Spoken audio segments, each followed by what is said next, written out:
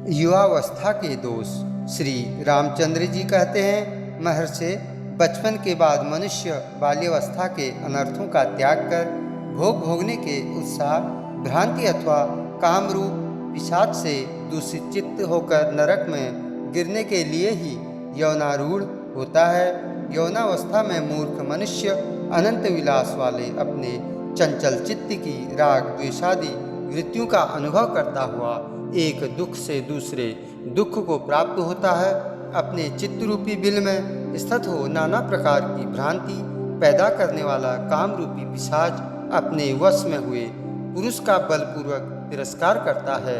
मुने, युवावस्था में स्त्री, धुत और कलह आदि दुर्व्यसनों को उत्पन्न करने वाले वे राग, लोभ आदि प्रसिद्ध एवं दुष्ट दोष वैसे अंतःकरण वाले पुरुष को, जो काम आदि में तन्मय हो रहा है, यौन के ही सहारे नष्ट कर डालते हैं। जो महान नरक का बीज है और सदा भ्रांति पैदा करने वाला है, उस यौन के द्वारा जिनका नाश नहीं हुआ, वे मनुष्य दूसरे किसी से नष्ट नहीं हो सकते।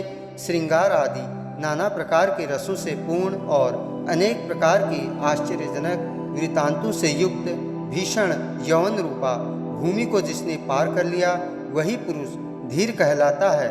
जो क्षण भर के लिए प्रकाशमान चंचल मेघों की गंभीर गर्जना से व्याप्त और बिजली की तरह चमककर लुप्त हो जाने वाला है, वह अमंगलमय यौवन मुझे अच्छा नहीं लगता।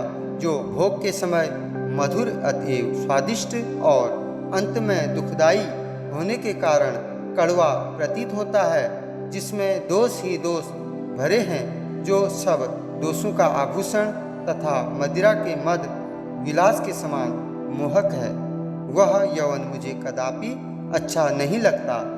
जो असत्य होकर भी सत्य सा प्रतीत होता है, शीघ्र ही धोखा देने वाला है, वह यौवन मुझे अच्छा नहीं लगता।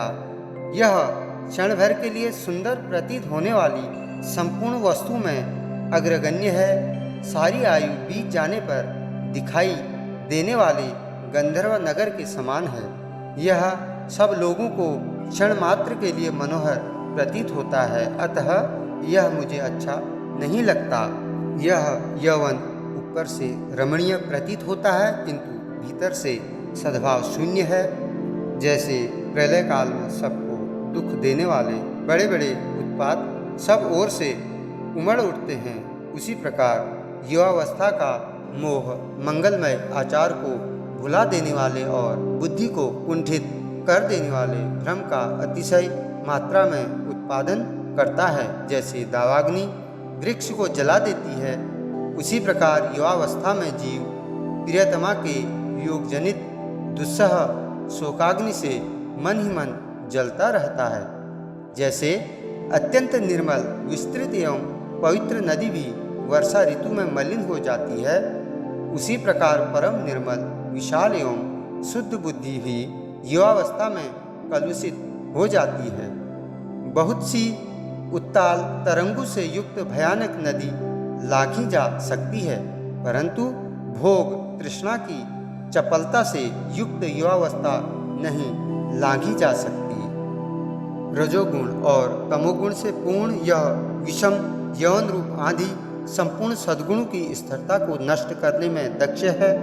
मनुष्यों के यौवन का उल्लास दोष समूह को जगाता और सद्गुण समुदाय का मूलोच्छेद करता है, अतएव उसे पाप वैभव का विलास कहा गया है।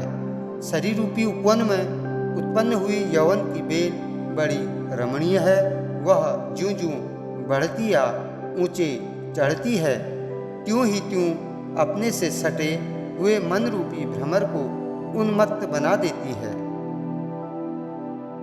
शरीर रूपी मरुभूमि में काम रूपी घाम के ताप से प्रकट हो भ्रांति रूप में प्रतीत होने वाली जो यौवन रूपिणी मृग तृष्णा है, उसकी ओर दौड़ते हुए मन रूपी मृग विषयों के गड्ढे में गिर जाते हैं। यह युवावस्था देह रूपी जंगल में कुछ दिनों के लिए प्रकाशित होने वाली शरद ऋतु के समान है। लोगों, तुम इस पर विश्वास न करो। जब जब यौवन अपनी चरम सीमा पर आरूढ़ हो जाता है, तब तब संतापयुक्त कामनाएं केवल विनाश के लिए ही बढ़ने या नृत्य करने लगती हैं। ये राग द्वेष रूपी पिशाच तभी तक विशेष रूप से नाचते फिरते हैं जब तक कि यह यौन रूपिणी रात्रि पूर्ण रूप से नष्ट नहीं हो जाती। जो महामुग्ध पुरुष मोहवश क्षणभंगुर यौवन से हर्ष को प्राप्त होता है, वह मनुष्य होता हुआ भी निरा पशु ही माना गया है। जो मनुष्य अभिमान या अज्ञान के कारण मदोन्मत्त यौनावस्था की अभिलाषा करता है, उस दुर्बुद्धि को शीघ्र ही पश्चाताप का भागी होना पड़ता है। साधो, इस भूतल पर वे ही पुरुष पूजनीय और महात्मा हैं जो यौन रूपी संकट से सुखपूर्वक पार हो गए हैं। बड़े बड़े मगरों से भरे हुए महासागर को सुखपूर्वक पार किया जा सकता है, किंतु विषय चिंतन आदि महातरंगों के कारण उमड़े हुए और दुर्गुण दुराचार रूप अनेक दोषों से भरे हुए इस निंदनीय यौवन के पार जाना बहुत ही कठिन है। ब्राह्मण विनय से अलंकृत श्रेष्ठ पुरुषों को आश्रय देने वाला, करुणा से प्रकाशित तथा समदम, क्षमा, दया, शांति, संतोष, सरलता आदि विविध गुणों से युक्त उत्तम यौवन इस संसार में उसी तरह दुर्लभ है जैसे आकाश में वन।